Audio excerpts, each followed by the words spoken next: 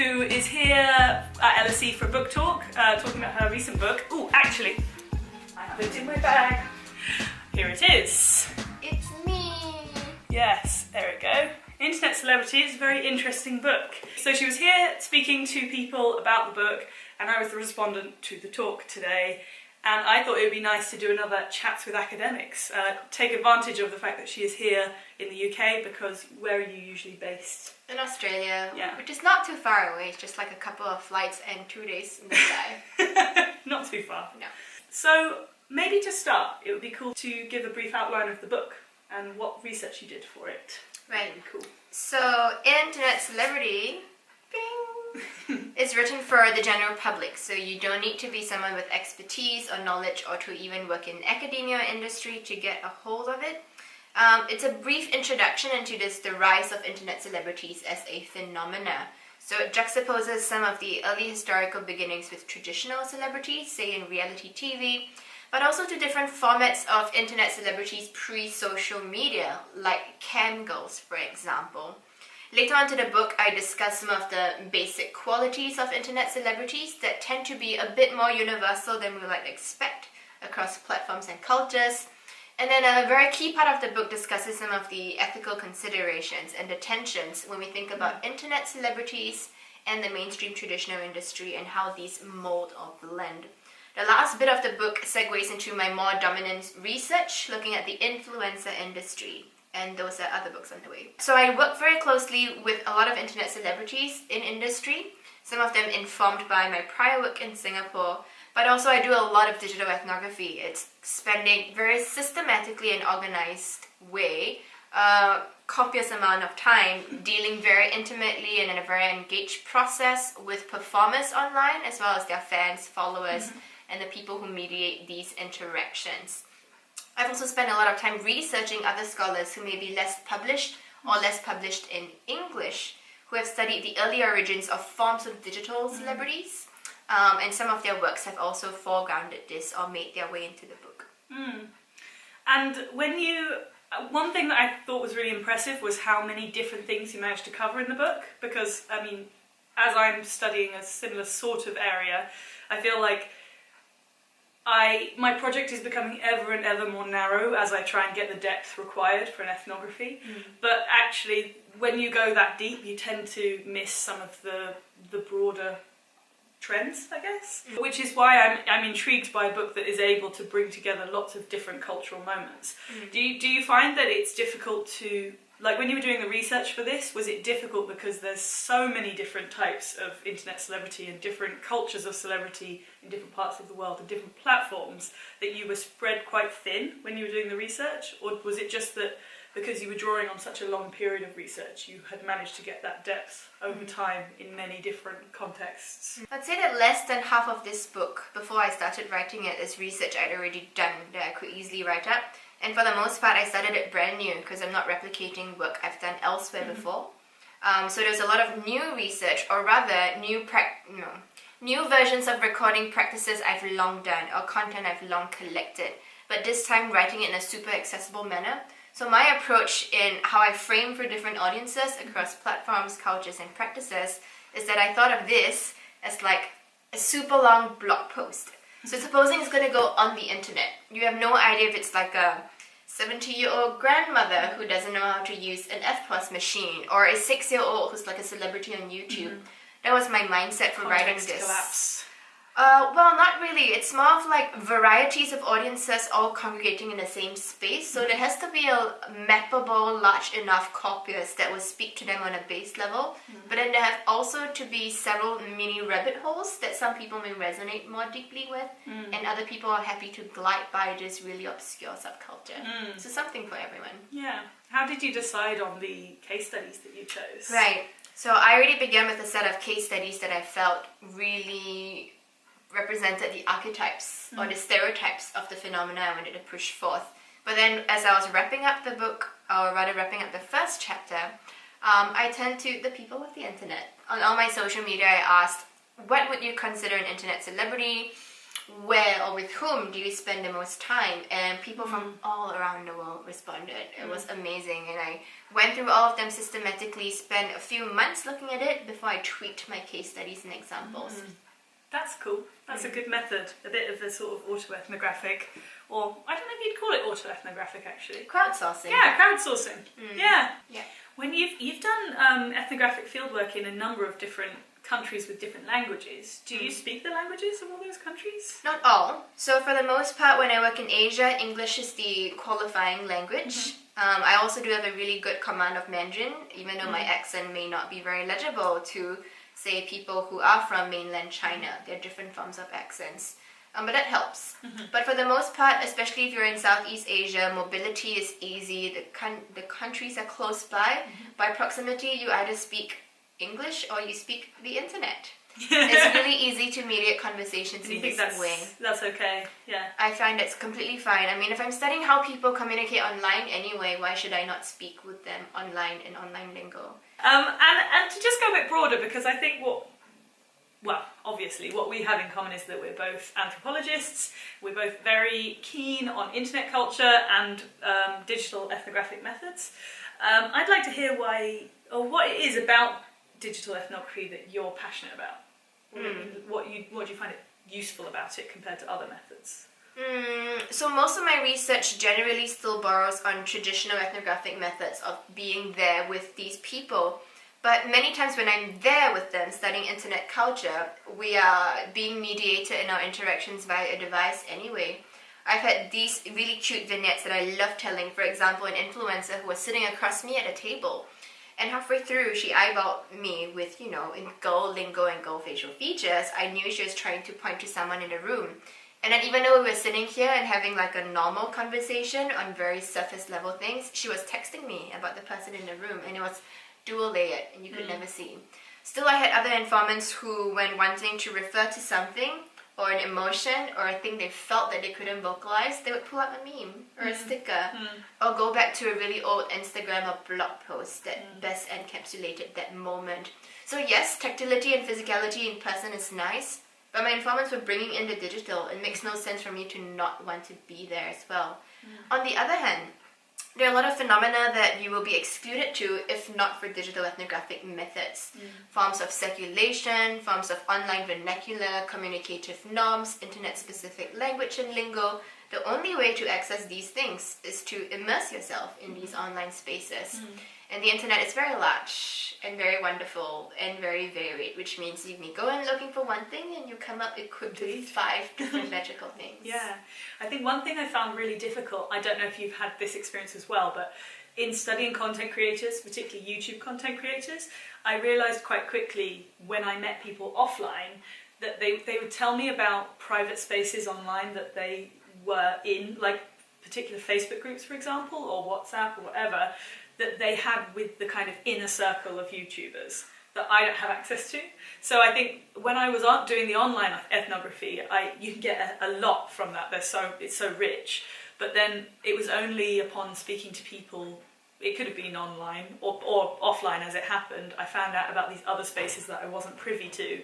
And it makes it difficult because I realised that I don't have as much knowledge or information as I thought I did. You know what I mean? I think that's a real challenge when you're doing online ethnography, that there's some spaces are private and you just can't. The other thing also to highlight that is that online ethnography is very different from, say, just content analysis of online material. So being there in a space online, spending time to learn the culture, the vocabulary, to fit in, to participate, is supremely different from someone who just says or decides to maybe scrape. And then you have content taken from online, but then you only focus on this data set. Because now you're reading these objects and these artifacts as text to analysis, as opposed to being online and being able to study the processes and the transactions, and it's processual rather than textual. So when people say they do online ethnography, and when I'm reviewing journal articles and it turns out they had scraped something and they were studying text, we now have to think about how loosely or how generous we might still want to think about ethnography in digital spaces. And most of the time we get pointed back to traditional ethnography and how that can be met properly in digital spaces. For sure, yeah, because ethnography is a very time-consuming method. It's known to be very useful when done properly, but it's not the easiest method to use. You know, in a PhD, I found it's very useful because I have the time, I'm given the time to do it properly.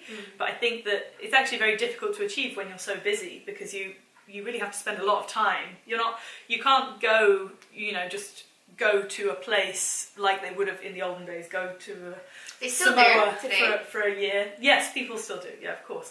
But I found that, if you're not physically going to a place, but you're doing digital ethnography from your home place or wherever that may be, you have to take the time to be online, if you know what I mean. You're both living your sort of regular life, and you're also in the online space. I think you're still going to a place.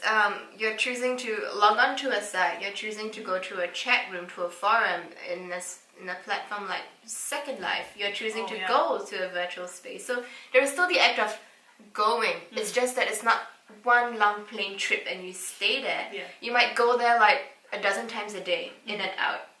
And you just have to learn to self-manage, interspersing, going and coming in, going and coming in. Trying to think what else would be interesting for my audience. What is your audience? I don't know, really. It's a bit of a mystery. What do you want your audience to be? I think that when I was originally planning the channel, I wanted to experience in some way what it was like to be a content creator, as in I wanted the audience to be like a YouTube native audience.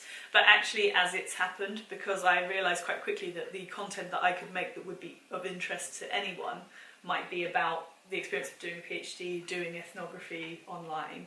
Actually, a lot of the audience it's a split between academics that I know or don't know or know online, and content creators that I've met through my research who are then interested in learning about what someone studying YouTube might be finding or making, I guess. So I don't think I guess it's worth deconstructing what it means to have an audience that you think is like the YouTube audience. Obviously it just depends on the content. I guess I just make content that I would be interested to watch, and that would be stuff to do with anthropology or online culture. So it's a pretty loose, and I make vlogs about going and doing research. I went to VidCon and I filmed it, and I thought I would watch that. If I saw a researcher going to an event that was of interest to me, I'd be interested to see what it was like from some other angle than the content creator, the influencer, let's say. You should do an AMA and be like, what do you want Zoe to talk about? Yeah. I do sometimes say, but then the trouble is when you don't have a big enough audience, you don't get the interaction. I think it's like a very different experience when you have a small audience to when you have a bigger, and then you start to get pushed out to more people and people want to know about you. It's actually a really good lesson in how hard it is to become visible. To actually do it and be like, wow, this is really time consuming, and then this video gets 200 views or something, and it's I'm happy with that because I'm not doing it to become famous, I'm doing it for research. But I think if I were actually trying to be an influencer, it would be very discouraging. Well, academia is not too different. We can spend our lives writing journal articles and then get cited by 5 people. And the 5 people, maybe 4.5 of them read your abstract, your introduction, and your conclusion. Right. It's the same reason why when we go to conferences, increasingly the papers have quirky titles to entice you to come, and then you're like, okay. Analog clickbait, right? And then the title's got nothing to do with your actual talk. So I think this form of visibility is not a new experience. It's a different version of academic visibility altogether. For instance, in order for Google Scholar to capture my works, I have to publish in English. In the same way, in order for YouTube to automatically close caption our dialogue, you have to speak a correct type of accent, right? So now when I think about being seen, I'm not really thinking about being seen by human eyeballs. I'm like, how can I make Google Scholar see me? What metadata must I put in? How can I make the YouTube black box of algorithms see me? How must I enunciate or fake an accent, right? So that form of visibility entails you performing to a platform or a machine for which you have no idea what the formula is. And it's a guessing game. It also gives you no feedback, unlike the eyeballs who sometimes leave you encouraging comments, which is all the more frustrating. Yeah, that's been quite a big part of where my research has gone as it's unfolded. When I've been interviewing content creators, I'm very interested to know how they understand the algorithm on YouTube, but also like various different technological affordances of different platforms and how they use them in different ways. And when you hear content creators talking about the algorithm, they have very sophisticated understandings of how it works, or how they think it works, because it's a bit of a mystery, through trial and error, and also how they try and circumvent the system sometimes in various different ways. And I think it's interesting because they don't necessarily know how it works, because no one really does. I mean, some people do, but not the people many. who work at the companies. So, yes, yeah. But they have very high level conversations with each other about how it works, and then they all kind of, it's like a shared knowledge about a system which really determines their whole career if they're professional influencers. Have you read Brooke Erin Duffy's book recently? Of course. Right? So like I really liked the epilogue. Is epilogue at the end? Yes. The epilogue, which is about comparing basically trying to be an influencer and the labour that goes into being an academic. And there are a remarkably high number of parallels between the two. Sure. It's this kind of labour of love. It's really hard. It's not always paid that well, depending on where you are on the scale, like anything, I guess. And you do a lot of free work as well. Well, at least it's probably more the case for me than it is for you, because you're a bit further along the... free work doesn't stop. Oh, it just manifests in different ways. Being that we're both women in academia, as it is with the creator industry, it's very based on relationality, intimacy, it's very gendered. But I also do feel that with the creator industry, there is some benefit to being able to posture as a relatable, intimate woman. Whereas in academia, the more you show that side, the more you are being heaped upon free labor and free work, because people think you happen to also be good at it. So why go to a senior male academic who looks busy all the time when you can go to a very nice, encouraging, mentoring godmother figure who probably writes 5 times more the reference letters than her other colleagues do. So yes, we may encourage and promote and celebrate some behaviors, and while that may be the status quo, it shouldn't also stop us from looking at alternatives or the root of the problem. We're meant to be bartering our knowledge and the ways we present our knowledge and educate people. But this does not mean that your brain is disembodied and valued apart from your body. In the same way that when you go online, it's supposed to be this magical democratic space where everyone can have a say. But different algorithms read your skin tone and your accent differently. Different audiences react to different types of bodies, and you don't get equally seen.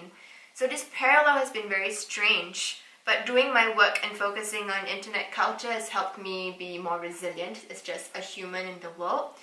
But it's also given me a lot more empathy in how I want to treat other people or be treated. Because you now learn that things you see on screen are the highlight reel, and there's a lot more beneath the surface, just as it is in academia. I would like to hear about some of your other projects that you're working on, because it seems like you have a prolific output in terms of... I try. Yeah, it's amazing. In terms of the books you have coming up, but also the journal articles. If you would like to cherry pick some of your projects that you're doing that are sort of different to this. Different to this. Or the same. So coming out in December 2018, I have an edited collection with my close friend and colleague Megan Lindsay Brown. It's about 12 to 13 chapters looking at the phenomenon of micro-celebrity and internet celebrity around the world, but in a very specific part of the world, say mostly in Asia, in the global south, but then even when we look at the global north, we're looking, for example, at Black Americans in the US. So for these bodies, or these locations, or these populations, the rules of the internet are sometimes different. It could be that you belong to a state where your access to social media is curtailed, where notions of privacy are very different, or maybe you wish to participate in the mainstream internet economy, but your facial features and your body does not allow you to be seen in the same way. So that's something I'm really excited by. The second project that's also continuing from internet celebrity is a book I'm now finishing looking at the influencer industry as a whole, mostly based out of Singapore, but there are also going to be a few case studies from my ethnographic fieldwork briefly in Malaysia in Thailand, and most recently in the Scandinavian and Nordic countries. That I'm very excited about, because unlike this that was written short form for a public audience, that is going to be my baby book, a full chunk of like ethnographic material for my people in academia. One that's probably really way out of court. I have a project I recently wrapped up and will probably not return to for a long time, looking at young people and how they do grief online. So it was interview based, but it was also digital ethnography, where a small group of young people in various projects in different small groups allowed me into the lives of their phones. And they would scroll through social media and show me things, or they would take screen grabs and text them to me. And our interviews took place sometimes face-to-face, sometimes on the phone in the middle of the night while they're in tears, sometimes via messaging chats. And where was that based? This project was mainly based in Singapore, and a lot of the young people were based in Singapore or passing through Singapore. They were mainly based in different parts of Asia, so we had exchange students from Malaysia, Thailand, Japan, China, Korea. But then when we talked about technology and its uses and how they mediated this, of course there's all that diversity across being, say, a migrant student or a constant traveler. But the backdrop is that they're living and situated in Singapore, which is super fast-paced and super hyper-digitized. In that it's not weird to grieve online, it's not weird to have internet etiquette around who gets to post a eulogy first when a young friend dies, or who gets to have a certain length of a caption on Instagram depending on your proximity to the dead. And young people have all these important rules, not to say that they're frivolous, they're super important for them in sense making. They literally just want to be able to go on with their digital practices and online lives without feeling that a portion of it will now forever be lost to the dead. So one of the most touching, or maybe provocating, well, this is really getting me very emotional, but like one of the stories I learned from my informants is that they started making telegram stickers of one of their friends that had passed away, but it was a co-production process that they made with the very ill friend before she had died. So once she had passed away and they wanted to invoke her presence, if someone posted like a bad joke or said something mean, they had her face in sticker form in every variety of emotion and be like, this is how she's judging you now. It was partly very sweet, but partly also a very highly emotional process. And for that reason, once I wrap up my last few bits of writing, I think I'm going to need some space to do this work continuously without burning out. Yeah. Thank you so much for Thanks agreeing. for having me. Yeah. Thanks for sitting through our video and our miniature zoo of baby owls. Oh yeah, we did an owl. Look, let's show you. There was an owl here already. It is very cute. So we decided to add another little one so that it would definitely be in the shot. How adorbs. Thank you very much. Good luck with the rest of your book tour. Thank you. And I hope to see you again. Yes. I'm sure I will. We will. Outro. Inevitably. Outro.